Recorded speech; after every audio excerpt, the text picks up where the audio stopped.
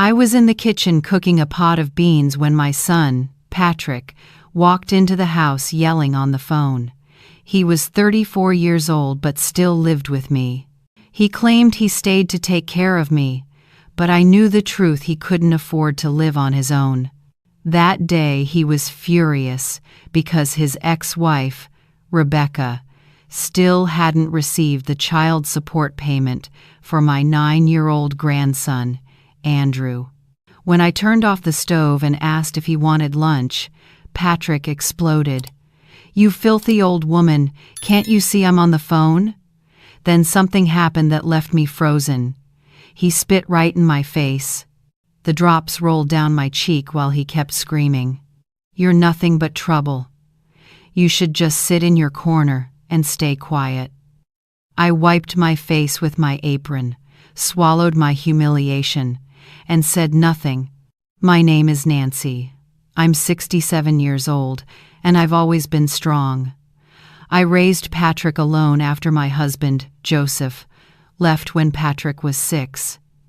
I worked as a seamstress for 38 years to give my son a decent life. I bought this small house in a modest neighborhood in Ohio with every dollar I could save, dreaming it would be a home filled with love and respect. But for the past 3 years, ever since Patrick's divorce and his move back in, this house has turned into hell. He treats me like a maid. He yells at me in front of Andrew, and I stay silent because of that child. That afternoon, after Patrick left to run errands and Andrew stayed with me, I stood in the bathroom staring at my reflection, my face still wet from the insult. Something inside me stirred. Andrew hugged me and whispered, "Grandma, why does Dad keep yelling at you?" That innocent question cut through me like a knife. I realized Andrew was growing up thinking disrespecting women, especially older women, was normal. That night, after everyone went to bed, I sat alone in the kitchen with a cup of chamomile tea, finally seeing things clearly. Patrick wasn't here to help me. He was using me. The house was in my name. The bills were paid with my small pension, and I took care of Andrew whenever Patrick went job hunting. But what he didn't know was that I had more control over my life than he thought. And things were about to change. The next morning was gray, matching the heaviness inside me. Patrick woke up with his usual scowl and started complaining while I made coffee. "What kind of coffee is this? It's too strong. You can't do anything right anymore." He didn't even look at me, his eyes glued to his phone. Andrew ran into the kitchen wearing his wrinkled school uniform. When I bent down to fix his collar, he whispered, "Grandma, I dreamed we moved somewhere else and were happier." My heart tightened. A 9-year-old shouldn't feel the tension that filled this house. While they ate breakfast, I stood near the stove watching the same scene I saw every morning.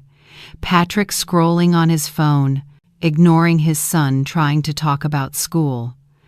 "Dad, my teacher said we're making a family tree," Andrew said excitedly. "Andrew, I'm busy," Patrick replied without even looking up.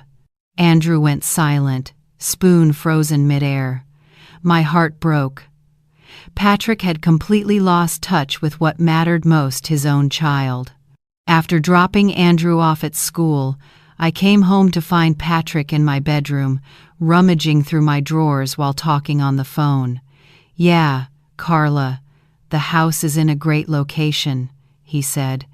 "Old people always make things dramatic. Once she's in a nursing home, I'll finally get to remodel this place." He saw me standing there but didn't even flinch, continuing as if I were invisible. "This area's value is going up fast. In a few years, the place will be worth twice as much." That afternoon, sitting in the same chair where I'd spent decades sewing to support him, I realized it was time to stop being the silent victim of my own life. A few weeks later, I saw more clearly how my family truly viewed me. Patrick invited his sister, Linda, for dinner. I was happy, thinking we'd have a peaceful family meal. I cooked the honey-glazed chicken they both used to love as kids. I set the table with my nicest dishes and wore the navy blue dress Joseph used to say looked beautiful on me. But when Linda arrived, the two of them closed the door to talk privately. From the sink, I caught fragments of their conversation that made my blood run cold. "Patrick, I get it," Linda said with that familiar condescending tone. "Look at me, I've got my husband. I don't have to take care of Mom every day. You've done your part. She's lived her life.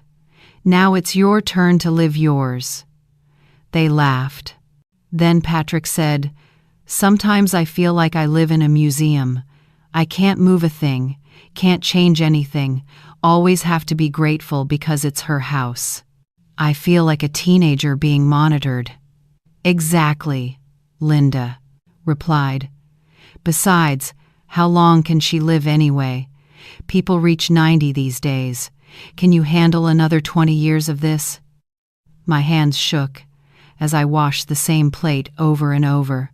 The two children I had raised with all my love were talking about me like I was a burden. I wasn't paranoid, they truly saw me as an obstacle. When they came out and sat at the table, they put on their fake smiles. "Mom, the chicken smells amazing," Patrick said, forcing a grin. "No one makes chicken like you, Nancy," Linda added while holding Andrew. But I had already seen their real faces. In the days that followed, I noticed things I had ignored before. When Patrick brought friends home, he introduced me as if I were just someone renting a room. When Andrew asked me to tell him a story, Patrick interrupted. "Let Grandma rest, Andrew. She's too old to play with you." Since when did caring for my grandson become a burden? Since when did age mean I was unworthy of love? One morning, while hanging laundry outside, I overheard Patrick talking to our neighbor about nursing homes. "Mrs. Parker, the one up north is great. My cousin put his mother-in-law there, amazing care. We have to think about these things, can't be selfish with our parents." I couldn't hear the neighbor's reply, but I saw Patrick nod and smile. When I walked inside, he had just hung up and acted as if nothing had happened. "Mom, you should exercise more. Maybe join a senior yoga class?" His tone sounded caring, but I knew it was manipulation. That afternoon, while Patrick went to pick up Andrew, I decided to go through my important papers. It had been years since I'd checked them, assuming everything was fine. But when I opened the safe, my heart froze. Papers were shuffled, copies made, and new documents I didn't remember signing, including one granting Patrick access to my bank account in case of an emergency. I didn't remember signing it, but my signature was there. Sitting on the edge of the bed, I realized Patrick had been quietly setting things up to control my life. That night at dinner, I looked at them differently. Patrick ate while scrolling his phone. Andrew talked about his school day, and I forced a smile even though my mind was spinning. "Grandma, are you okay? You look sad," Andrew asked softly. "I'm fine, just a little tired," I said, stroking his dark hair. Patrick looked up briefly and said, "Mom, if you're tired, go see a doctor. At your age, anything can be serious." There was no concern in his voice, only a wish that I'd actually be sick so he could justify his plan. The next day, a Saturday, Patrick said he'd be out all day with friends. "Mom, watch Andrew for me, okay? You know I need to relax." It wasn't a request, it was a command. I nodded, like I always had, but something inside me had shifted. While he sang along to pop songs and put on makeup, I watched every move. He used expensive cosmetics. I didn't know how he could afford. He had new clothes every week. After he left and Andrew was watching cartoons, I checked my bank account. What I saw took my breath away. Patrick had been accessing my main account for 6 months, withdrawing small amounts regularly, 200 here, 300 there, each time with a reasonable excuse. "Mom, it's for Andrew's medicine. The washing machine broke. The car needs urgent maintenance." But together, those withdrawals added up to almost half my pension each month. Worse, he had started accessing the savings account I'd set aside for Andrew's college fund. That account held about $150,000, money I had saved from years of overtime. Patrick had withdrawn nearly $40,000 without asking me. I sat frozen in front of the computer, sick to my stomach, not just because of the money, but because of the betrayal, the disrespect, the deceit from someone who claimed to love me. Andrew ran into the room. "Grandma, can you make me a quesadilla?" His cheerful voice clashed with the bitterness in my heart. I picked him up, kissed his forehead, and made his favorite cheesy quesadillas with a light green salsa. As he ate happily, I made a decision that would change everything. I could no longer be the submissive grandmother everyone took advantage of. I was 67, but my mind was sharper than ever. It was time they learned what it felt like to lose someone who truly loved them. In the following days, I kept my usual routine, but inside I was completely different. Every morning I woke up with a determination I hadn't felt in years. When Patrick yelled, I simply nodded and went on with my chores. When he asked for money, I gave it without question. But every afternoon, when he was out and Andrew was at school, I quietly made important phone calls. First, I called my cousin in Texas and told him everything. He listened and said something I'll never forget. "Nancy, respect isn't something you beg for. If someone won't give it, they don't deserve it either." Then I called my lawyer, Mr. Thomas, who had helped me buy this house. I explained the documents I found, and he confirmed something that sent chills down my spine. Patrick had made me sign a broad power of attorney, giving him control over almost all my assets. If he could prove I was mentally unfit. "Mrs. Nancy," he said seriously, "this happens more often than you think. But you have every right to revoke it. You're completely competent." That afternoon, I left his office with a new folder of documents and a plan that would shake the life Patrick thought he controlled. On Friday evening, Patrick came home with news that made my heart turn cold. "Mom, I need to talk to you," he said while pouring himself a glass of water. "I've been thinking about your health, and I believe it's time we consider other options for your care." I sat down, pretending not to understand. "What do you mean, Patrick?" I asked softly. "Places with professional staff for seniors. You'd have friends your age, activities, doctors watching over you. You're always so lonely here." The irony. He barely spent 4 hours a day at home, the rest out with friends, shopping, or lying on the couch watching TV. I answered calmly, "This is my home. I bought it, I take care of it, and I've been happy here for 20 years. He sighed, as if speaking to a stubborn child. "Mom, I know you're attached, but you can't live alone. What if you fall? What if you forget to turn off the stove? I just can't have peace of mind." His words sounded caring, but I knew my son. I knew when he was sincere and when he was performing. Then he added, "Selling the house would give us a big sum.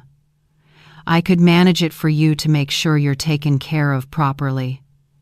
That night, after tucking Andrew into bed, I lay awake connecting the dots. His stories about old people getting into accidents, his complaints about how expensive it was to keep a house, his casual mentions of nursing homes as luxury resorts. It had all been a calculated plan. On Monday morning, while Patrick was still asleep after a late night out, I left the house with my best purse and every important document. My first stop was the bank. I asked to see the manager. After I explained the unauthorized withdrawals, he immediately froze Patrick's access to all my accounts. "You have the right to protect your assets," he said. "Your son cannot withdraw from your grandson's account." I signed new forms, changed every password, and felt like I had just reclaimed my financial freedom. My second stop was Mr. Thomas's law office. I signed papers officially revoking Patrick's power of attorney. Not only that, we created a new will. In the old one, Patrick inherited everything. In the new one, all my assets were placed into a trust for Andrew, managed by an under-4 independent guardian until he turned 25. Patrick would not get a single dollar.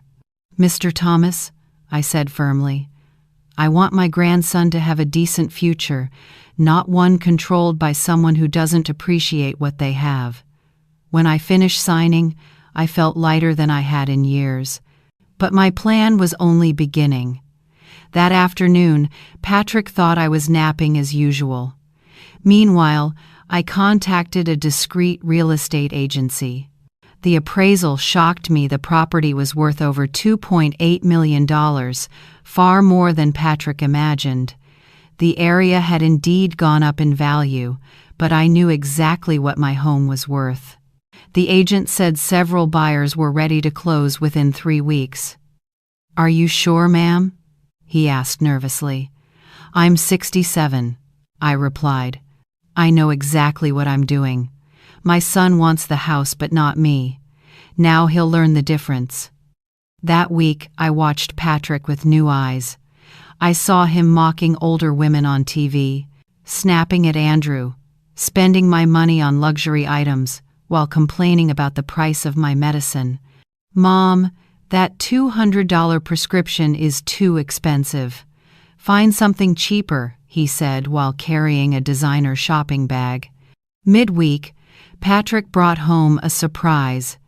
He had scheduled a geriatric checkup for me. "Mom, at your age, you need regular exams." I went with him.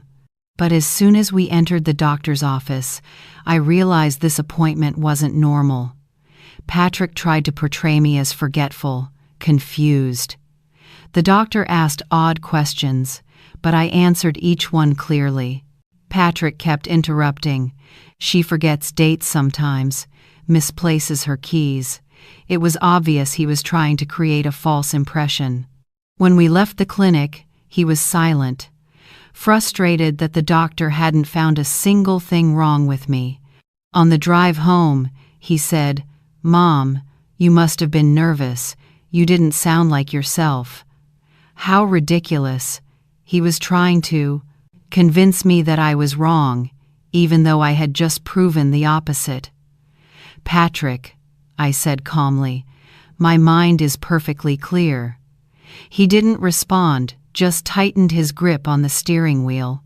That night was the last dinner I would ever have with them in my own house. Patrick made a few quick sandwiches and said he had plans. Andrew was excited, talking about his science project. "Grandma, I made a real volcano. Will you help me with it?" "Of course." I smiled. Patrick rolled his eyes. "Andrew, your grandma's too old to bend over and do stuff like that. Ask your Aunt Linda." But Andrew shook his head. "I want Grandma to help." "I said no," Patrick barked. Andrew went silent, his eyes filling with tears. In that moment, I knew things had gone too far. It wasn't just about the money or the house anymore. Patrick was poisoning my bond with Andrew, teaching him that older people didn't deserve respect. That night, after helping Andrew finish his volcano, I made the most important decision of my life. I stayed up almost until dawn writing 3 letters, one to Andrew, explaining that everything I was about to do came from love, one to Patrick, telling him exactly what I knew and what would happen next, and one to myself listing all the reasons I deserved respect, all the times I had loved deeply, all the sacrifices I had made, and all the moments I had stayed silent when I should have spoken up. I wrote until my hands ached, until my tears ran dry, until I finally felt at peace. When the sky was still dark, I packed a small suitcase with only what truly mattered. A few favorite outfits, my mother's jewelry, photos of Andrew, and the small framed image of the Virgin Mary I had carried all my life. I placed the 3 letters on the kitchen table next to my house keys and a folder containing all the documents for the sale of the house. The sale would be finalized in 15 days. I also left Andrew's savings book with a note explaining that all the money belonged to him and that I had protected it from Patrick's quiet theft. When I closed the door behind me for the last time, I didn't feel sad. I felt free. For months, I had been treated like an old piece of furniture in my own home, something to be tolerated until they figured out how to get rid of it.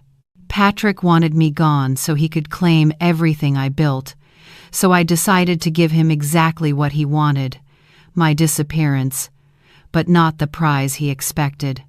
The taxi took me to the bus station, away from that house and from the years I had spent swallowing humiliation.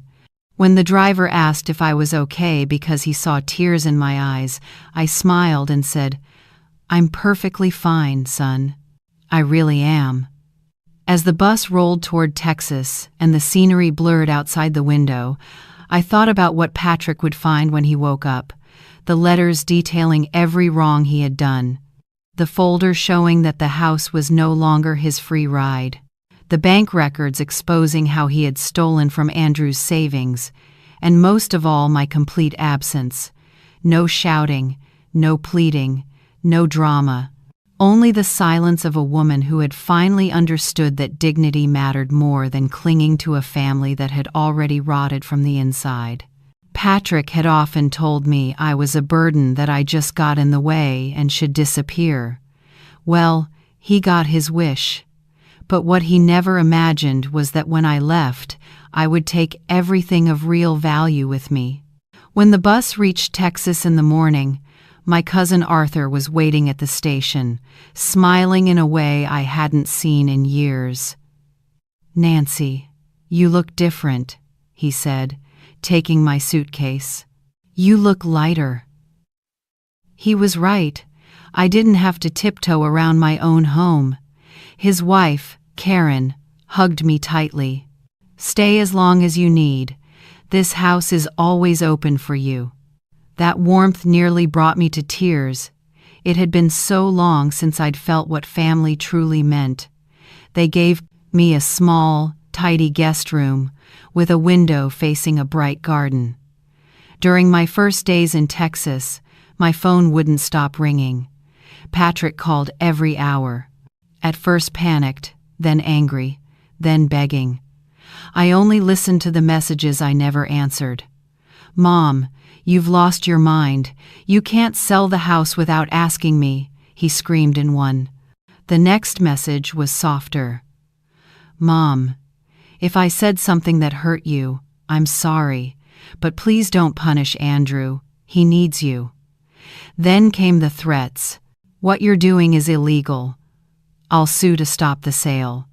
Each message proved I was right. No real apology, no accountability, just fear of losing what he thought was his. On the 3rd day, I received a call from Mr. Thomas, my lawyer. "Mrs. Nancy, your son came to my office with another attorney. They're trying to block the house sale, claiming you're mentally incompetent." I chuckled. "Mr. Thomas, please show them all the medical reports you requested from me." "I already did, ma'am. The doctor confirmed you are completely sound of mind. They have no legal basis." The sale will proceed as planned." I hung up feeling a satisfaction I hadn't known in years. Patrick had completely underestimated his poor old mother. One afternoon, while I was helping Karen prepare dinner, my phone rang. It was Andrew crying. "Grandma, why did you leave? Mom said you're mad at me." His trembling voice made my own hands shake. "Never, sweetheart. I love you more than anything." "Then why won't you come back? I miss you helping me with homework." Karen noticed my tears and placed her hand gently on my shoulder. "Andrew, sometimes grown-ups have to do really hard things to protect the people they love. When will you come back?" The question broke my heart. "I don't know, honey, but you'll always be the most important person to me." After hanging up, I went to my room and cried, harder than I had in years. Not out of sadness, but out of anger. Anger at Patrick for using his son to manipulate me. Anger that Andrew had to suffer because of his mother's selfishness. Anger that after everything I had sacrificed, Patrick still couldn't see that I left to protect his own child. Karen knocked softly. "Nancy, may I come in?" She brought a cup of hot tea and sat beside me. "My sister went through something similar with her son. It hurts now, but you did the right thing." That night, lying on the new bed, I thought about everything. I remembered Joseph, the husband who left when Patrick was 6 because he couldn't handle fatherhood. I remembered the nights I stayed up until 3 a.m. sewing to pay rent on a tiny apartment in the working-class district. Patrick had been such a sweet boy then, always asking when his father would come back. I used to lie and say, "Soon, honey," because I didn't have the courage to tell him we'd been abandoned. I remembered when Patrick turned 15. I saved for 2 years to throw him a beautiful birthday party, rented a small hall, bought him a little suit that made him look like a young gentleman. That day, I felt every sacrifice had been worth it. "Thanks, Mom," he had said, hugging me tight. "You're the best mom ever." Those words once healed every wound. And yet, that same boy had once spat in my face. The next day, Arthur invited me for a walk around town. It had been so long since I'd taken a stroll without worrying about cooking or cleaning. We sat eating ice cream in the plaza, watching people pass by. Arthur asked, "Nancy, when was the last time you did something just because you wanted to?" I went quiet. I couldn't remember. My whole life had revolved around Patrick, then Andrew. But myself? I was nothing. I told Arthur, "I want to call my old friend Rose. We used to work together at the sewing factory." When I called and told her what had happened, she said right away, "Nancy, I'm glad you finally woke up. I always knew Patrick was taking advantage of you." She invited me to visit her in California. "I have a clothing shop here. You could help out a bit if you'd like. You need to meet new people, change your surroundings." That call made me realize how many opportunities I had turned down because of Patrick trips, joys, chances to live freely. I remembered when my best friend Teresa invited me on a cruise for her birthday. I refused because I couldn't leave Patrick and Andrew alone. But the truth was, Patrick only worked 4 hours a day, the rest he spent out with friends or at the gym. I had missed a dream trip just to take care of a grown man who never really needed me. On Saturday morning, while we were having breakfast on the porch, my phone rang again. It was Linda, Patrick's sister, her voice nervous. "Mom, where are you? Patrick's been looking everywhere for you." "I'm fine, Linda. Tell him to calm down. But Andrew's really sad. He keeps asking for you." "Linda," I said clearly, "Andrew is sad because his mother is using his feelings. Instead of telling him the truth, she's using his pain to guilt me into coming back." Linda went silent for a few seconds, then said, "Mom, Patrick's really panicking. He never thought you'd actually do this." "Of course not," I replied. "He never thought I'd stand up for myself. That's his biggest mistake." After hanging up, Arthur asked me a question that left me speechless. "Nancy, do you think Patrick doesn't realize he's hurting you, or does he know and just not care?" His words hit me hard. I had avoided that thought for years. I'd always made excuses for him, the divorce, the stress, raising a child alone. But that morning, I remembered every flash in his eyes when he saw me in pain and how he seemed to enjoy it. "Arthur," I finally said, "I think Patrick knows exactly what he's doing, and I think he likes it." Saying it out loud felt like lifting a weight I'd carried for decades. For years I'd told myself I was too sensitive, that I was overreacting. But the truth was simpler and crueler. My son had enjoyed humiliating me because it made him feel powerful, grown up, in control. The saddest part, I added, was that I had let him because I was afraid of losing his love. But now I realized that love had never really existed. That afternoon, I got a call from Mr. Thomas with news that lifted a burden off my heart. "Mrs. Nancy, the house sale is complete. The funds are in your new account. What should I do with the remaining items in the house?" "Everything there belongs to Patrick and Andrew," I replied. "I've already taken what truly matters to me. What about the furniture? Some pieces clearly belong to you. Leave them. Consider it my final gift." When I hung up, Arthur noticed me smiling. "Good news?" "The best. I no longer own a house in Ohio, and I've never felt freer in my life." That night, Karen made my favorite meal, spicy chicken with American-style red rice. While we ate, she told me about a friend named Elaine who had gone through something similar. Elaine had 3 children who treated her terribly until the day she disappeared and moved in with her sister in Florida. Her children panicked, searching for her everywhere, but when they finally found her, she already had a new job, new friends, and even a man courting her. "My kids used to say I was a burden," Elaine told them. "Now they can see what life is like without that burden." I couldn't help but laugh. "How did that end?" I asked. At first, they were furious. But after a few months, they got down on their knees and apologized. But Elaine chose her new life. On Sunday morning, while I was watering the backyard plants, my phone rang. It was an unfamiliar number. I answered. "Mrs. Nancy? This is Monica, Andrew's teacher." My heart tightened instantly. "How's my grandson?" "He's very sad. He keeps asking about you. He says you left because he did something wrong.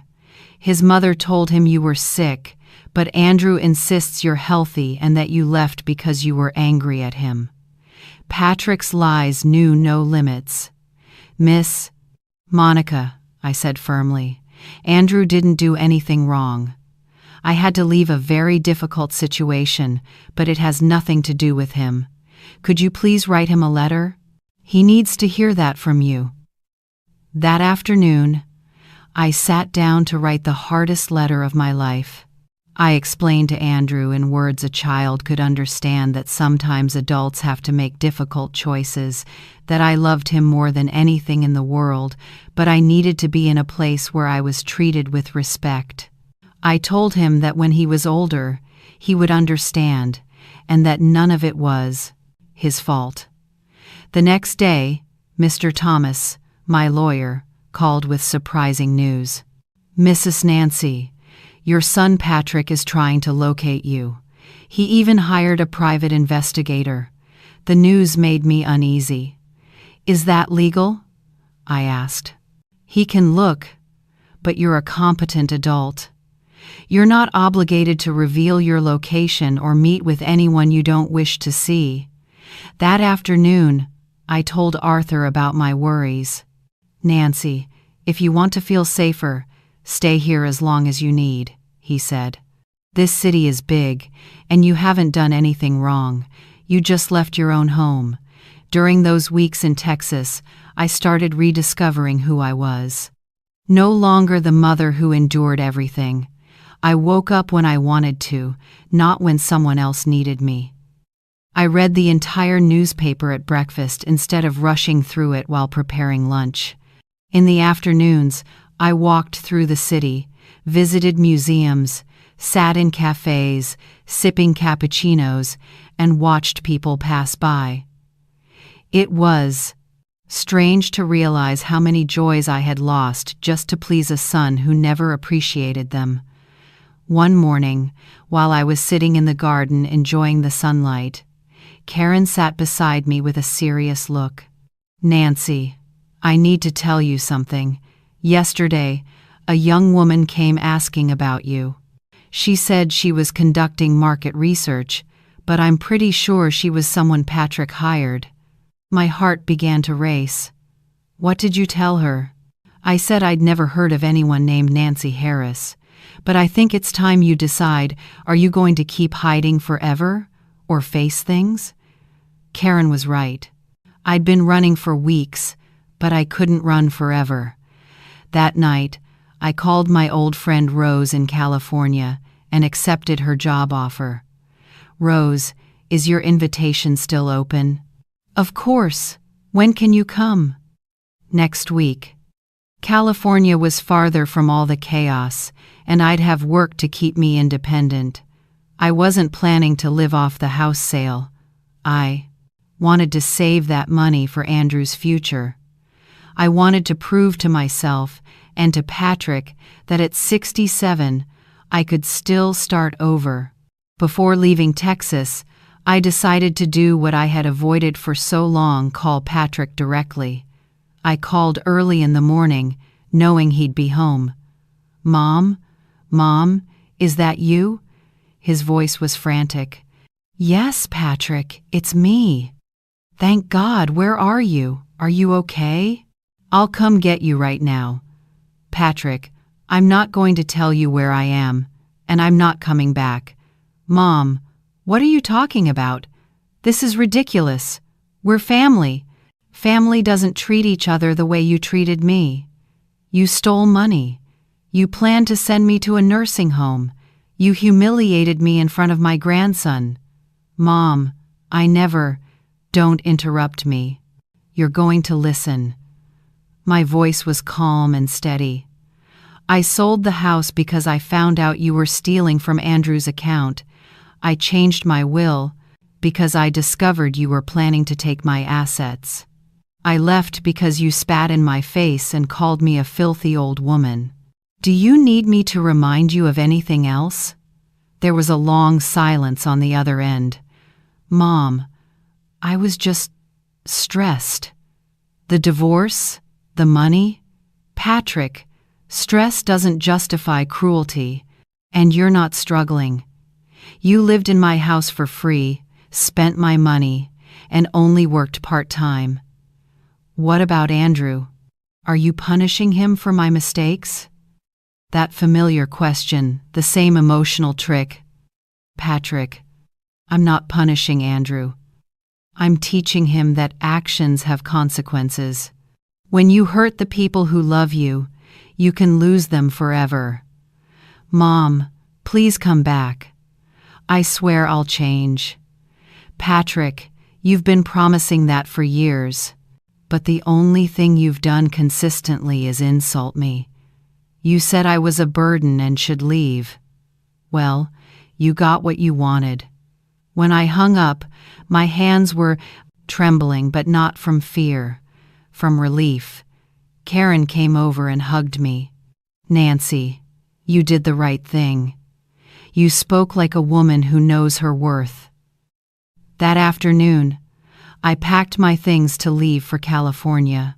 I didn't know what awaited me, but the unknown felt exciting instead of terrifying. The day before I left, I received an unexpected call. It was Linda, but this time her voice sounded different. "Mom, I need to tell you something important." "Go ahead." Patrick told me everything. About Andrew's money, the power of attorney, the spitting. "Mom, I didn't know it was that bad." "Linda, your brother's been treating me that way for years. This didn't just start now." "I know. And I'm sorry, I used to think you were exaggerating.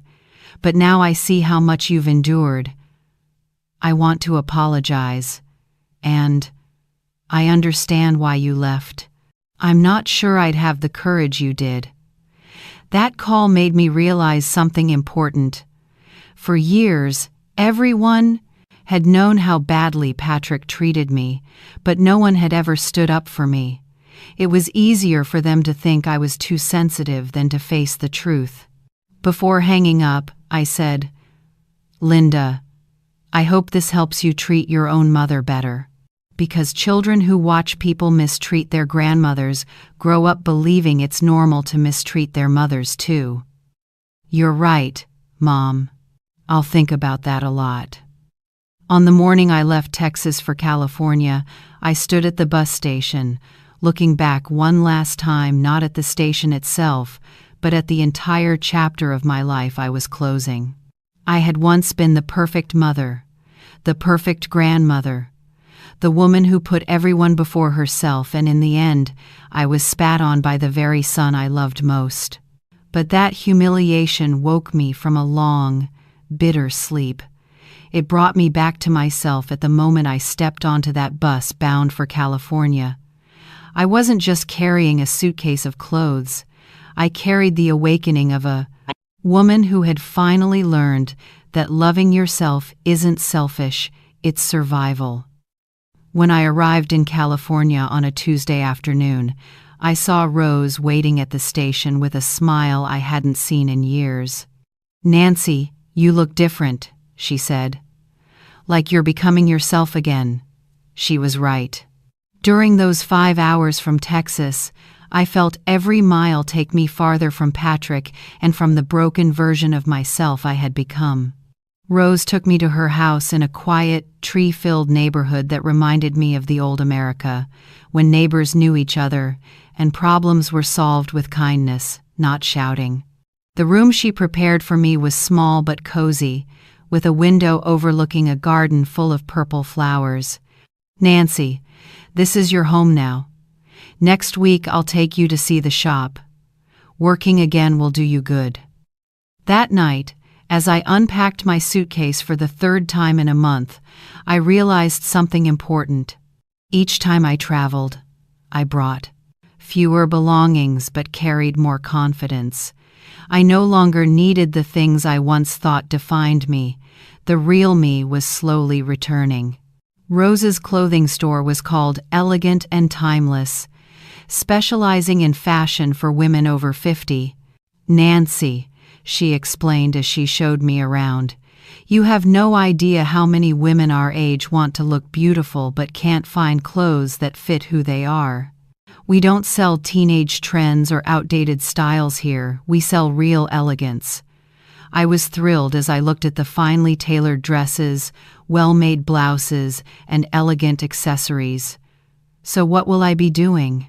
I asked. "You'll help customers choose outfits. Use your life experience to encourage them. Women our age aren't just buying clothes, they're buying back their confidence." My first day of work was a turning point. Around 10 a.m., a woman in her 60s walked in, well-dressed but clearly sad. "I need something to wear to a wedding," she said without enthusiasm. "A happy event, I hope?" I asked, as I led her to the formal wear section. "It's my oldest son's wedding, but his fiancée doesn't want me there. The invitation was out of obligation. I feel like an outsider." Her story broke my heart because I saw my own pain in her eyes. "What's your name?" I asked. "Margaret." "Margaret, you are not an outsider anywhere. You're the groom's mother. Let's find you a beautiful dress so you can show up the way you deserve." It took us nearly an hour, but we found a navy blue dress, elegant, flattering, not overdone. When she tried it on and looked in the mirror, her whole face changed. "Is that really me?" "It's been you all along," I said softly. "You just needed the right dress to let it show." When she left the store smiling, Rose looked at me and said, "Nancy, you have a gift. You're not just selling clothes, you're giving women their dignity back." That afternoon, I realized that helping other women rediscover their worth was also helping me heal my own heart. In the first few weeks in California, I built a new rhythm full of energy. I woke up early, not because someone called me, but because I wanted to start my day. I enjoyed slow breakfasts, reading the news. I walked to the store, worked until evening, came home to read or watch movies. On weekends, I explored the city, visited museums, wandered through art districts, lit candles in churches. I was amazed to realize I had interests, opinions, and an independent life I had forgotten existed. One Saturday morning, while I was having breakfast at a cafe downtown, my phone rang. It was a California number I didn't recognize. I hesitated, then answered, "Mrs. Nancy Harris?" "Yes, this is she. I'm Mr. Martin from Andrew's school. I'm sorry to call unexpectedly, but we need to discuss your grandson." My heart went cold. "Is Andrew okay?" "He's physically fine, but his emotional state is worrying. Since you left, he's been withdrawn, quiet, crying often. Yesterday, he said something that really concerned us." "What did he say?" "He said that if he had never been born, you would still be happy with his mother." I felt like I was breaking apart. "No, that's not true. Andrew isn't to blame for anything." "We know," the teacher said gently, "but he's confused. His mother tells him one thing, and he believes something different about you. Could you come talk to him? You don't have to move back in, just help him understand." The request put me in an impossible position. I wanted to see Andrew more than anything, but I knew Patrick would use that visit to manipulate me again. That afternoon, I called my lawyer, Mr. Thomas, for advice. What if I go to see Andrew and Patrick tries to stop me from leaving? "Mrs. Nancy, you're a free person. No one can detain you against your will. If you'd like, I can come with you to make sure everything stays within the law. And if Patrick refuses to let me see Andrew, you're his grandmother. You have every right to see him, especially since the school itself is requesting it." I thought about it for several days. Rose told me I should go. "Nancy, that boy needs you, and you need to make sure he's okay." But when I called back to Texas, Karen urged caution. "Nancy, be careful. Patrick might use Andrew to pull you back in." They were both right. But in the end, my love for Andrew outweighed every fear. I decided to fly out for one day to see my grandson.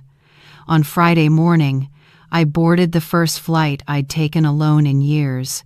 That small taste of freedom made me feel stronger. Mr. Thomas picked me up at the airport and drove me to the school. "Are you ready?" he asked. "I've never been more ready," I said firmly. The principal greeted us and explained the situation in more detail. When they brought Andrew into the room, my heart ached. He looked thinner, with dark circles under his eyes. The moment he saw me, he burst into tears and ran to hug me. "Grandma, you're not mad at me anymore." "I was never mad at you, Andrew. Never. But you left without saying goodbye." I lifted his chin gently. "Andrew, sometimes adults have to do hard things. I left because I wasn't being treated kindly at home. But that has nothing to do with you. You're the one thing I love the most. Then why won't you come back? Did you see how your father talks to me? He nodded slowly. Yes, it scares me. That's why I can't live there. No one should be yelled at or humiliated, Andrew. Everyone deserves to be treated with love and respect. But what if I promise that Mom will change? I hugged him tightly. People only change when they want to, sweetheart. No one changes just because they're told to. We held each other for a long time. Then he asked, "Can I call you?" "Of course, honey. Here's my new number." When we left the school, Mr. Thomas suggested we grab lunch before my flight back. During lunch, my phone buzzed nonstop. Patrick had learned I was in town and kept calling. I didn't answer but read a few messages. "Mom, I know you're here. The school called me. Come home. Let's talk. Don't leave again. Please." Every message only proved he still didn't understand that the problem wasn't about another chance. It was about respect. That afternoon, Mr. Thomas drove me to the airport. I felt proud of myself for doing the right thing, going for Andrew, explaining everything to him, and leaving without getting pulled back. But Patrick wasn't ready to give up. As I approached the boarding gate, I saw him. Patrick stood there, his hand gripping Andrew's. The boy ran toward me, tears streaming down his face. "Grandma, please don't go." Patrick followed, eyes red, playing the perfect emotional scene for a public place like an airport. "Mom, please. Andrew needs you. I need you too." "Patrick," I said calmly but firmly, "this is an airport. I'm not going to make a scene. People are watching. Then come home. Let's talk like a family." "Patrick, I'm not saying another word until you truly understand what you've done wrong. I already apologized. What more do you want from me?" "I don't want an apology. I want real change." "How can I change if you won't give me a chance?" The same old circle. The same manipulation, years in the making. "Patrick, for 3 years I gave you a chance every single day. When you shouted at me, and I acted like nothing happened. When you disrespected me, and I stayed silent. When you borrowed money knowing you'd never pay it back. You've used up every chance you had." Andrew looked between us, visibly worried but not fully understanding.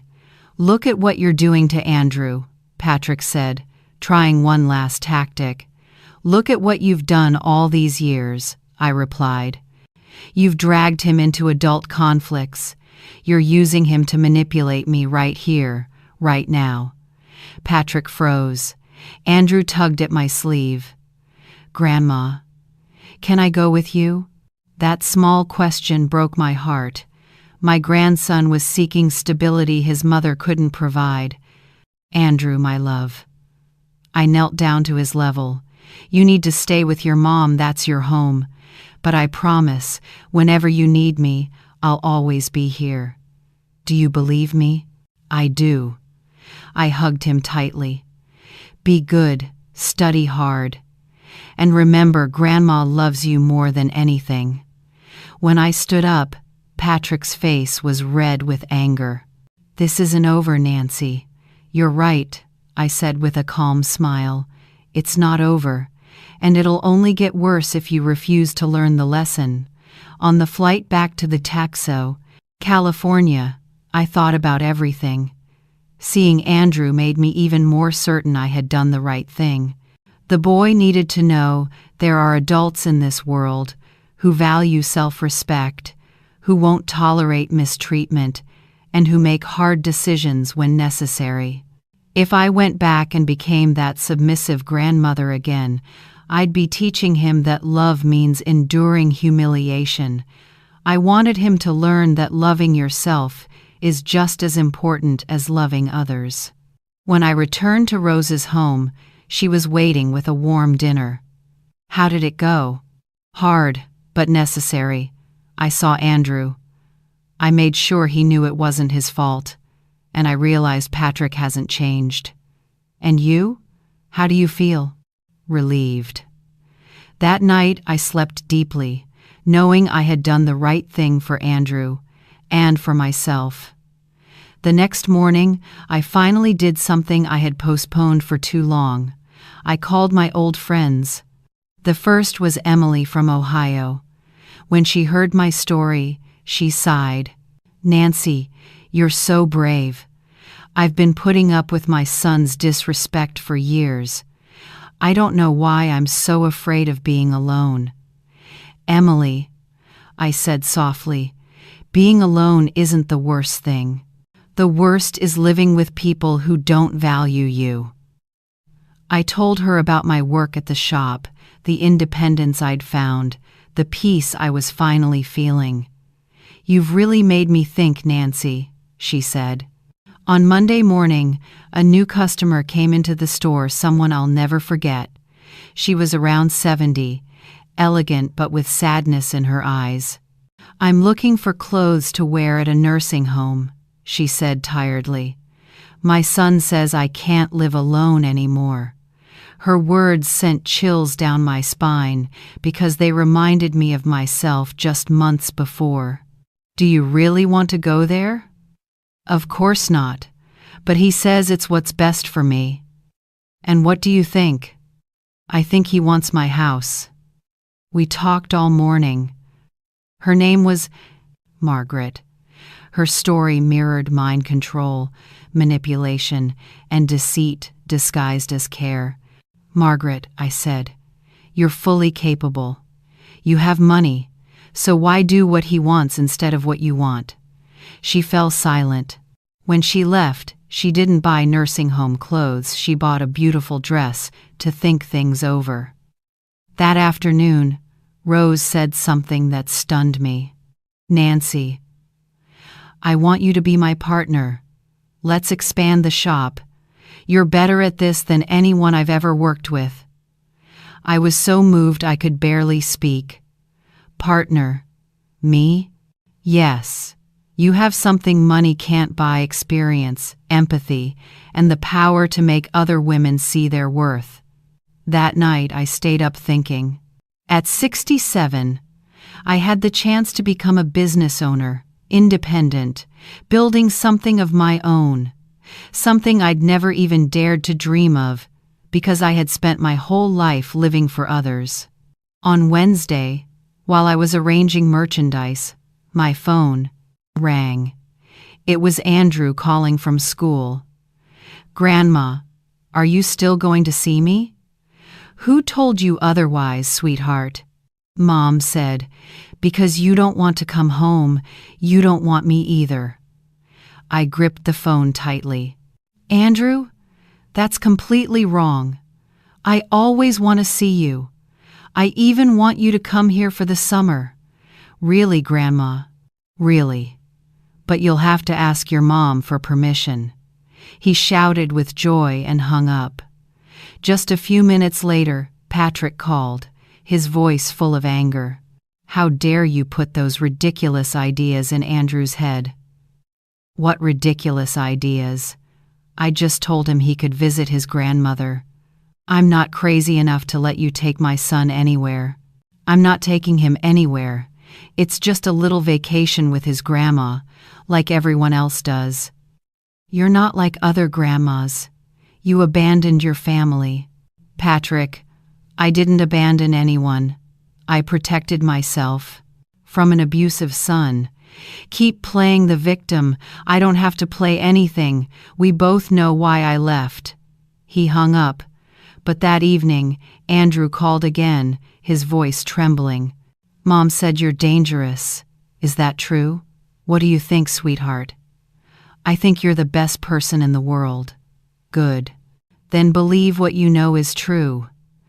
That call confirmed something important. Andrew was starting to tell right from wrong, truth from lies. That's a life skill he would need. On Friday, I gave Rose my answer. I agreed to become her partner. We signed the paperwork, and from that day on, I was officially co-owner of Elegant and Timeless.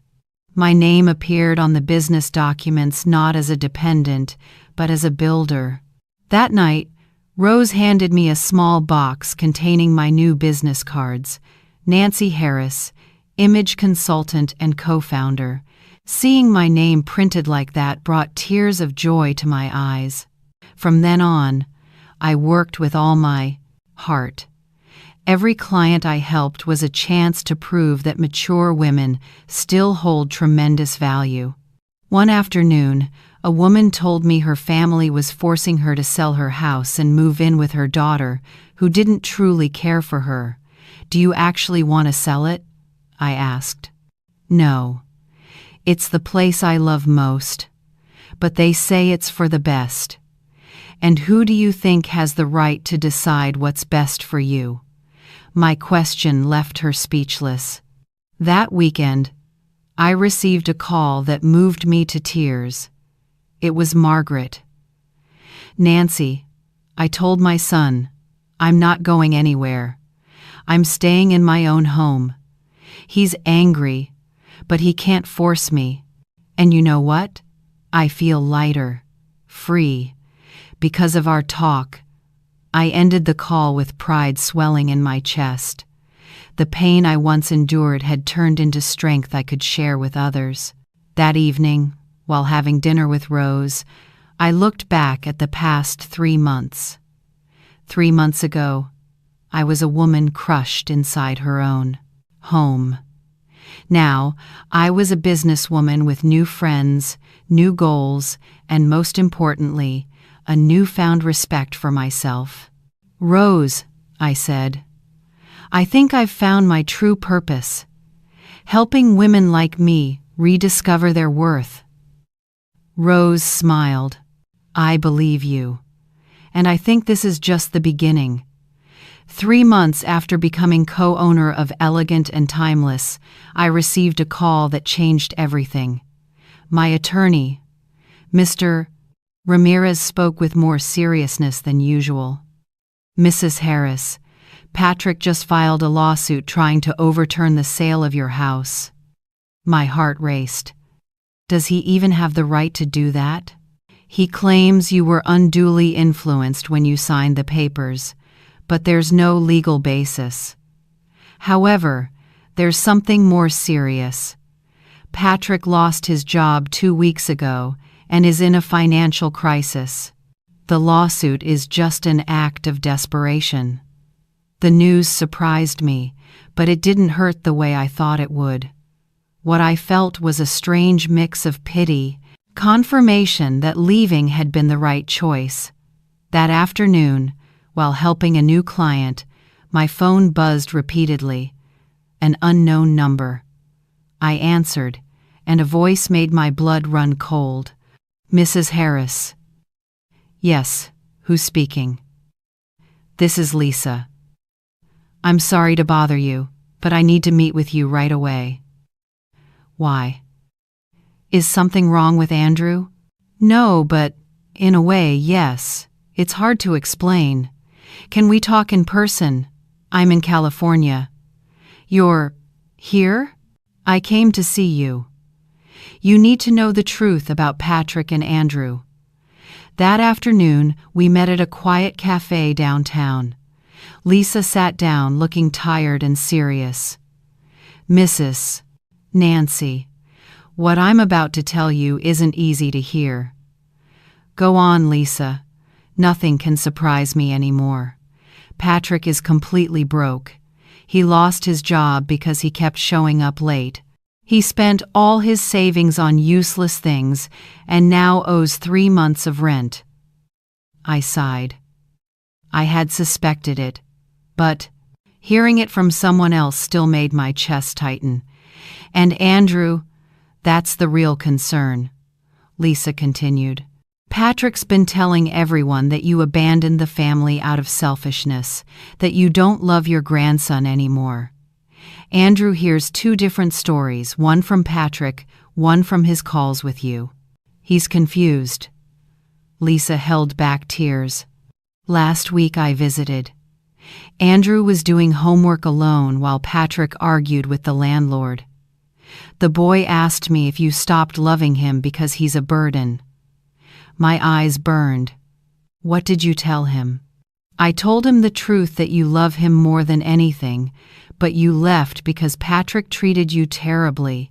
Do you know what he said? What? He said he knows. He said he always felt sad when Patrick yelled at you, but he didn't know what to do. I covered my mouth, choking on tears. Lisa, why are you telling me this? Because Patrick asked me to convince you to come back. But after seeing the truth, I realized you deserve to know everything before deciding. And the truth is, Patrick hasn't changed, ma'am. He still blames everyone but himself. He's using Andrew as leverage to make you return. Lisa's words weren't new, but hearing them from an outsider made everything painfully clear. That night, I couldn't sleep. Rose noticed my unease and sat beside me. Nancy, what are you going to do? I don't know. I can't go back to living with Patrick. But I can't leave Andrew to suffer either. What if there's a third option? Rose asked. What do you mean? What if Andrew came to live with you here? A healthy environment. A fresh start. The thought filled me with both hope and fear. Would Patrick ever agree to that?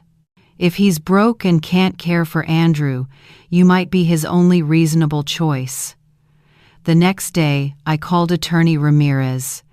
If Patrick can't provide for Andrew, could I apply for temporary custody? Yes, he said. If you can prove that his current environment harms his emotional well-being, the court may grant you temporary custody. Patrick can contest it, but if you're stable and he's not, you stand a strong chance. A spark of hope began to take shape inside me. That afternoon, Patrick called. His voice was trembling, weak, different. Mom, I need to talk. I'm listening. I'm in serious trouble. They're about to evict me. I have no money. I don't know what to do with Andrew. And why are you calling me? I asked slowly. I thought I was just a useless old woman you wanted gone. Mom, I'm sorry. You treated me horribly for years. You took my money. You tried to take my house. You humiliated me in front of my own grandson. Silence on the other end. Mom, I don't even know how to apologize enough. Apologies aren't words. They're actions. Mom, I've thought a lot. I know I've been a terrible son. I was jealous because my life was falling apart. I blamed you to make myself feel less like a failure. Patrick's voice wasn't manipulative, it was genuine. What do you want from me? I asked, though I already knew. I want you to help Andrew. He's not at fault. Could you let him live with you for a while? I can't take care of him anymore. I closed my eyes, tears falling not for Patrick, but for the thought that Andrew might finally have a real home. Patrick, if I do this, I need 3 things, I said firmly. First, this doesn't erase your mistakes. Second, if Andrew comes to live with me, he follows my rules, not yours. Third, you must truly change, not promise, and then forget. I understand, and I agree. Are you sure? Andrew isn't a possession to hand off. Are you agreeing because you love him, or because you want to ease your burden? Because I love him, Patrick said quietly, for once without arguing. And because I know he'll be safer with you than with me. 2 days later, Patrick and Andrew arrived in California by bus. I saw Andrew step off first, looking calmer than before. Patrick looked exhausted, pale, with dark circles under his eyes from sleepless nights. When we hugged, it felt completely different. There was no tension, no defiance, just two people too tired to keep fighting old battles. Rose welcomed them warmly. She had prepared a spare room for Patrick and bought new toys for Andrew. During dinner, I watched them closely. Patrick treated Andrew more gently than before, less impatient, more attentive, more willing to listen. "Grandma," Andrew asked, "can I really live with you?" "Do you want to, sweetheart?" "Yes, but I worry about Dad being alone." Patrick gave a sad smile. "Andrew, I'll be fine. I need to fix my life. While I do that, staying with Grandma will be better for you. But you promise you'll fix it, right?" "This time, I really promise," Patrick said slowly. That night, after Andrew went to bed, Patrick and I talked for a long time. "Mom, I'm not asking you to forgive me right away. I just want you to know I'm going to try to change. Forgiveness takes time," I said. "What are you planning to do?" "I've applied for a few jobs, and I'm going to see a therapist. I want to understand why I became someone even I can't stand." I believed Patrick truly wanted to make things right, and for the first time in so long, I felt the future might actually be good, not because Patrick was changing, but because Andrew would finally grow up in a kind environment, and because I had found myself again. As time went by, I noticed my life changing day by day. But it wasn't until Patrick told me about the third part of his plan to make amends that I realized I was standing at a turning point. "Nancy," Patrick said, "I'm going to pay off all my debts, including the money I took from you. And, if you'll let me, I want to earn my place back in this family. Not like before, when I only demanded things, but as a son who truly respects and values his mother."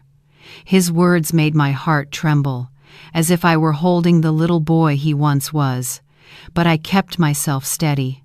I had learned that beautiful words alone were never enough to guarantee change. "Patrick," I said softly, "I'm glad to hear that, but to trust you again, I'll need time and clear actions." "I understand, and I won't rush it. If it takes years for you to believe in me again, I'll accept that." I looked him in the eyes. "And what if I never fully get that trust back?" Patrick swallowed hard. "Then, at least I'll know I tried to make things right, and Andrew will grow up in a healthy home with you." The following days were filled with emotion.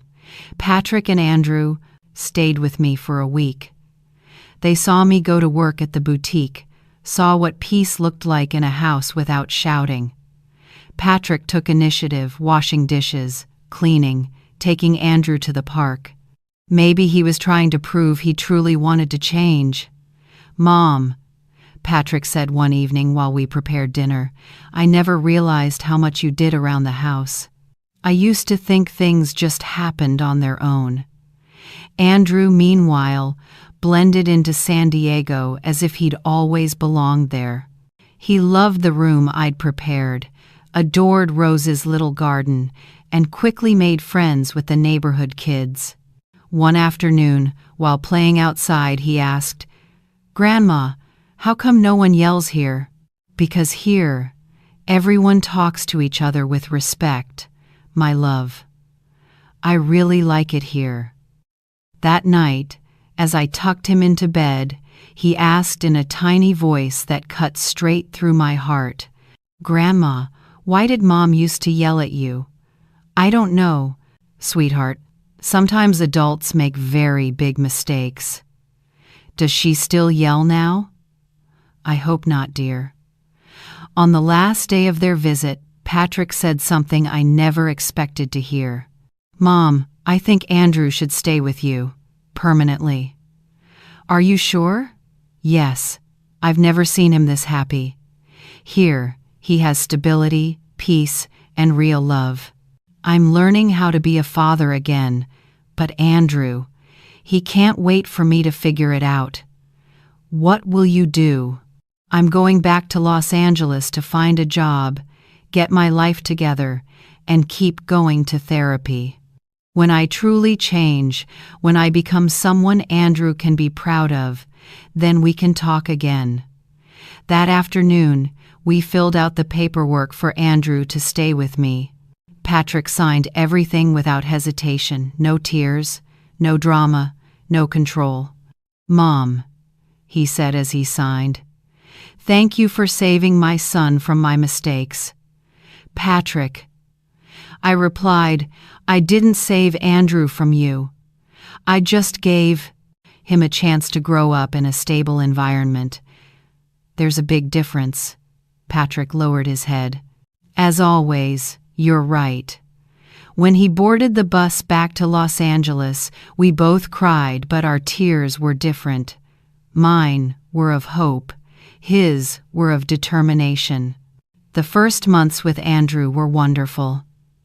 I enrolled him in a good school near the boutique so I could pick him up every afternoon. We did homework together, cooked, watched movies, walked in the park. On weekends, we explored the city, visited museums, and went to events with Rose. It was the kind of family life I had always dreamed of, but never experienced when Patrick was young because I had been working non-stop. Patrick kept his word. He called every week with updates. He got a job at a medical clinic, attended therapy regularly, and moved into a small but tidy apartment. Most importantly, he no longer called to complain or demand anything. He asked about me, about Andrew, and shared positive news. "Mom," Patrick said one day, "therapy helped me realize how unfairly I was angry with you all those years.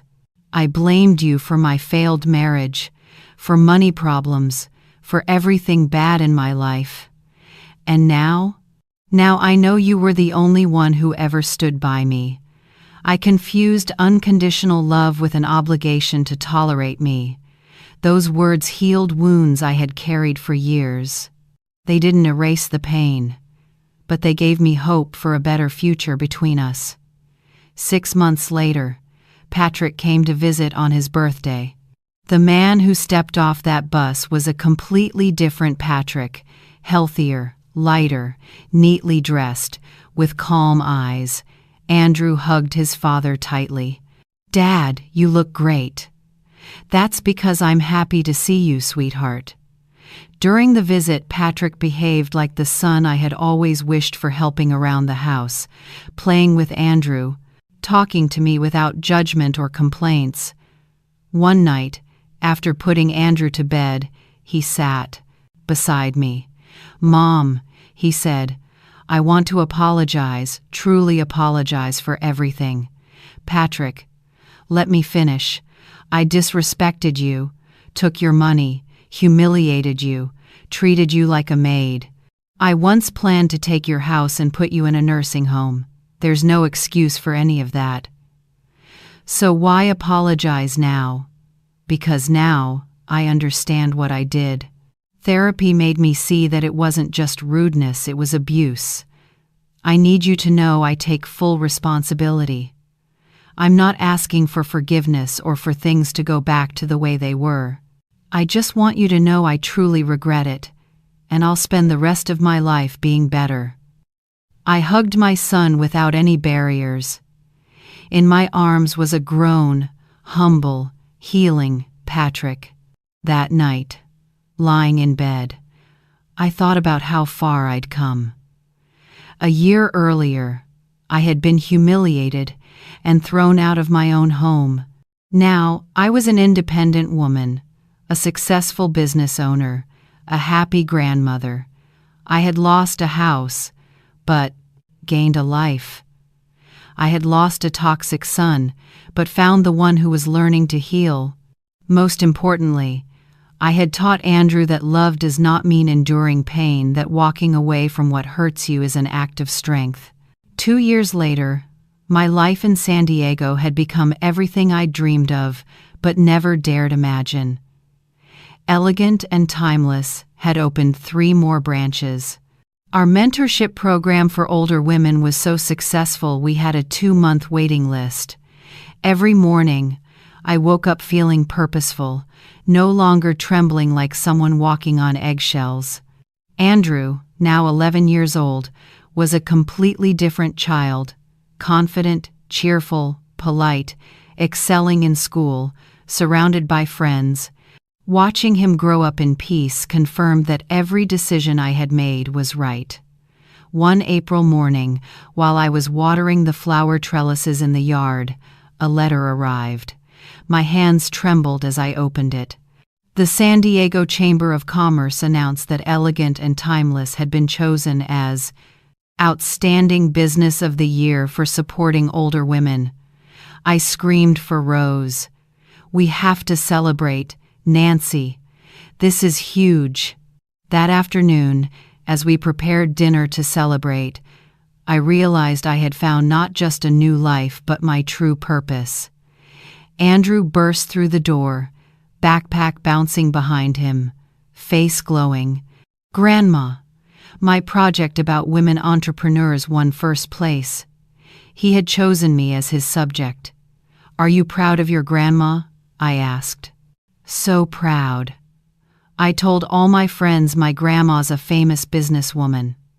I hugged him tightly, my heart overflowing with pure joy, the joy of being seen, understood, and loved by the one who knew me best. That night, sitting outside with a cup of hot tea, I looked up at the stars. 3 years had passed since Patrick humiliated me and threw me out of my home. 3 years since I chose to walk away, to choose dignity, to choose freedom. 3 years to rebuild my life, rediscover myself, raise Andrew, and help dozens of women stand back up. And I knew one thing for sure: Patrick had kept his word. For the past 2 years, he had visited Andrew every 3 months, just as he promised. The most important thing was that my son learned how to be a father without trying to control his child, to love without possession, to be present without overstepping. "Mom," Patrick said during his last visit, "thank you for teaching me that sometimes loving someone means letting them walk the path they need to walk." One afternoon in May, while I was consulting a new client at the boutique, a woman walked in who immediately reminded me of myself 3 years earlier. She looked to be around 65, well-dressed but carrying the defeated expression of someone who had forgotten her own worth. Her shoulders drooped, and her voice was so soft it sounded like she was apologizing for existing. "I'd like to find something elegant but not too expensive," she said quietly. "I'd be happy to help." "What's the occasion?" I asked, using the gentle tone I always reserved for women who were hurting. "My children are moving me into a nursing home. They want me to look presentable for the interview there." Her words pulled me straight back into the past. "Do you actually want to go to a nursing home?" I asked directly. "Of course not, but they say I can't live alone anymore, that I've become a burden." "And what do you think?" "I think they want to sell my house and split the money, but if I say that, they call me a paranoid old woman." I invited her to sit in the small consultation corner Rose and I had designed for situations just like this. "What's your name?" "Carol." "Carol, are you still of sound mind?" "Completely." "Do you have your own finances?" "Yes. I have a pension and savings." "Then why do you have to do what your children want instead of what you want?" We talked for 2 hours. Carol's story was like looking into a mirror: adult children manipulating their parents, disguising control as concern, pressuring elders to live according to their will. But I also saw in Carol something I had once carried myself: a small but powerful spark that reignites when someone rediscovers their strength. "Carol," I said, "do you know what you really need?" "What?" "A lawyer, not a new dress. I gave her the number of Attorney Miller, who now specialized in elder financial abuse cases. And Carol, one more thing. You're not crazy, not paranoid, and certainly not a burden. You're a smart woman being taken advantage of by the people who should be protecting you. 2 weeks later, Carol came back to the boutique, completely transformed. She walked with her head held high, her voice clear, her eyes shining. "Nancy, I have to tell you what happened. I took your advice and hired a lawyer. Turns out my kids had met with a real estate agent behind my back to appraise my house." "What did you do?" "I told them I knew everything. I changed my will, and if they kept pushing me, they wouldn't get a single cent." "How did they react?" "First they got angry, then said I was sick, then begged me to reconsider. But I stood firm. In the end, they had to accept that I'll live in my own home for as long as I choose." Stories like Carol's became more common in my new life. Through the boutique, I met countless older women suffering from subtle emotional or financial abuse by their children. I realized it happened far more often than people were willing to admit. So Rose and I decided to expand our business model. Beyond selling clothes, we began hosting self-esteem workshops, seminars on elder rights, and support groups for women every Tuesday evening. We called this program Women with Purpose, and it became a refuge for those who needed to reclaim their self-worth after years of mistreatment. One afternoon in June, as I was leading a group session, a young woman walked in. She was about 35, well-dressed but visibly anxious. She sat quietly at the back, taking notes without saying a word. After the session ended, she approached me, tears filling her eyes. "Miss Nancy, may I talk to you privately?" I nodded and led her to my office. She broke down crying. I think I'm the kind of daughter you just talked about. I think I've been treating my mother badly without realizing it." Her name was Anna, and her story mirrored Patrick's from 3 years ago. "My mom's been living with me since my dad died 2 years ago. At first, it was supposed to be temporary, but then I started treating her terribly. I yelled, ignored her, made her feel useless." "Why do you think you did that?" "Because my life's been falling apart. I got divorced, money's tight, and it's easier to take it out on her than to face my problems." "How does your mother feel?" "Sad, so sad. Yesterday I saw her crying in the kitchen, but she said it was nothing. We talked for an hour. I shared my own story not to judge, but to help her stop before it was too late." "Anna, your mother won't live forever. When she's gone, you'll have to live with the weight of this for the rest of your life. Do you think I can still make it right?" "Yes, but you have to truly change. Not just say you will. You need to deal with your own problems, respect your mother, and most of all, stop blaming her." Anna left with a list of therapists and promised to come back in a month. A month later, she returned with a well-dressed woman in her 70s, smiling warmly. "Miss Nancy, this is my mother, Mrs. Hope. She wanted to thank you in person." Hope hugged me and burst into tears. "You have no idea how much she's changed. She doesn't yell anymore. She asks for my opinion. She treats me kindly, as if I have my daughter back. Again." Anna had kept her promise. She went to therapy, treated her mother with respect, and stopped blaming the woman who gave her life. "Miss Nancy," Anna said, "you saved me from becoming someone I never wanted to be." Stories like theirs became the most beautiful part of my new life. Every woman I helped reclaim her dignity, Every child who realized their behavior before it was too late, every family that avoided breaking apart, each one reminded me that my pain years ago had not been in vain. I had endured, learned, and grown so I could reach out to other women who had lost their way. Life had turned my bitter experience into a gift of healing for those who needed to know they weren't alone, that they were worthy of respect. That August, I received a phone call that filled my heart with joy.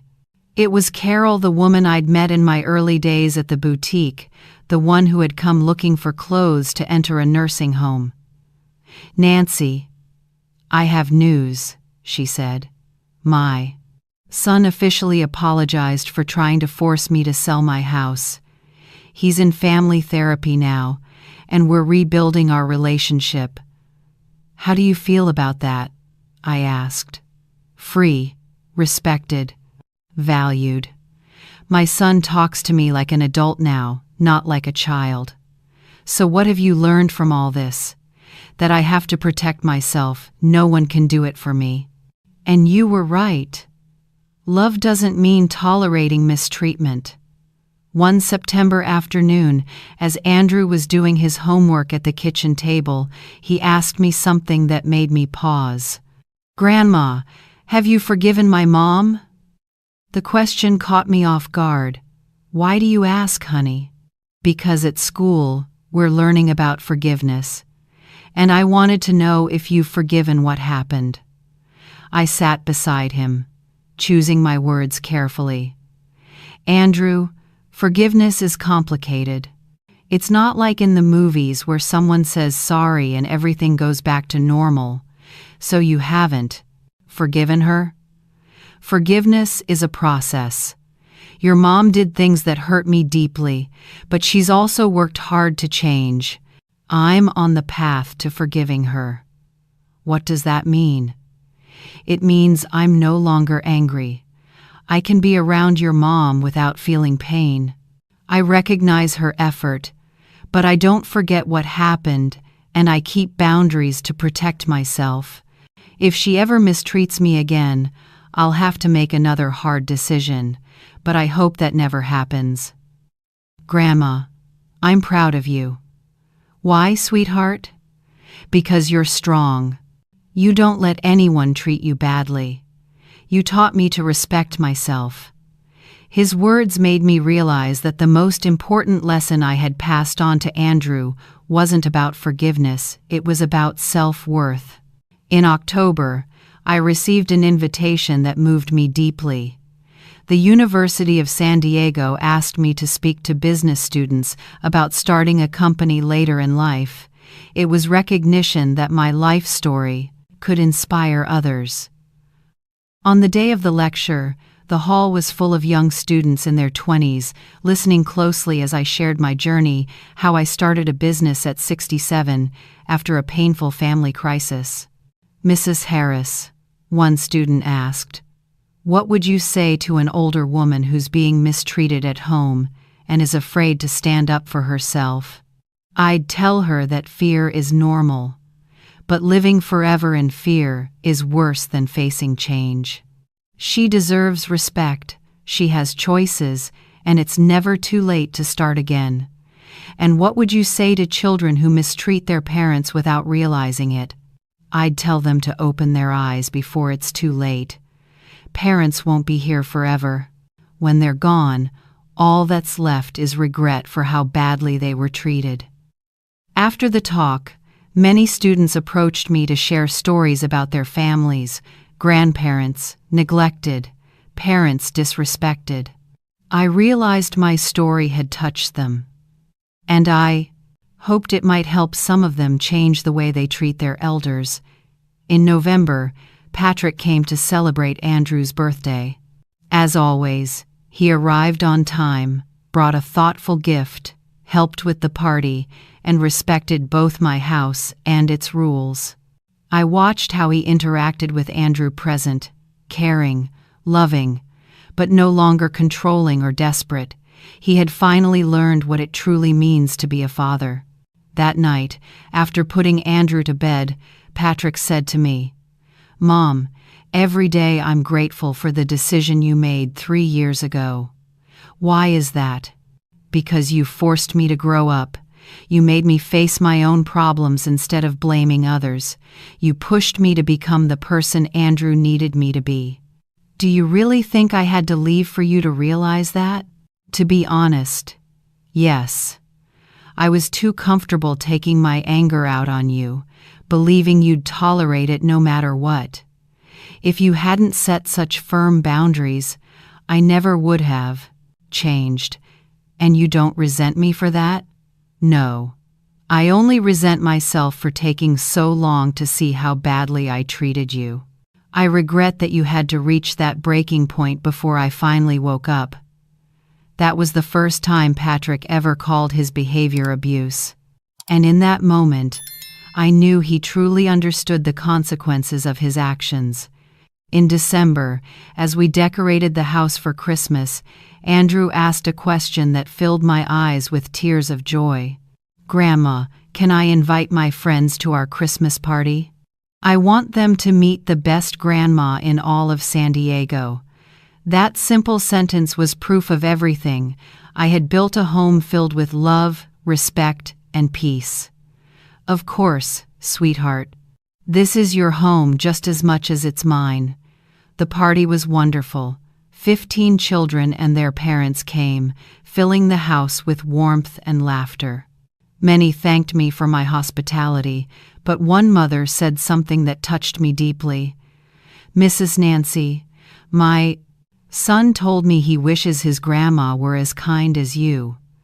Her words told me I had achieved something far greater than professional success.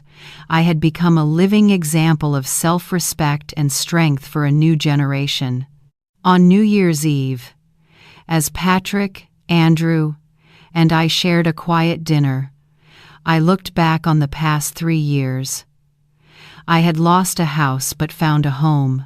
I had lost the son who once mistreated me but found the son who was learning to heal. I had given up the false comfort of silent endurance, but I had gained the true peace that comes from self-respect. And above all, I had learned one essential truth.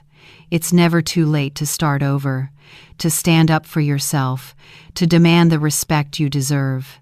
If you're in a difficult situation with your family, I hope my story gives you the strength to look at everything with kindness toward yourself.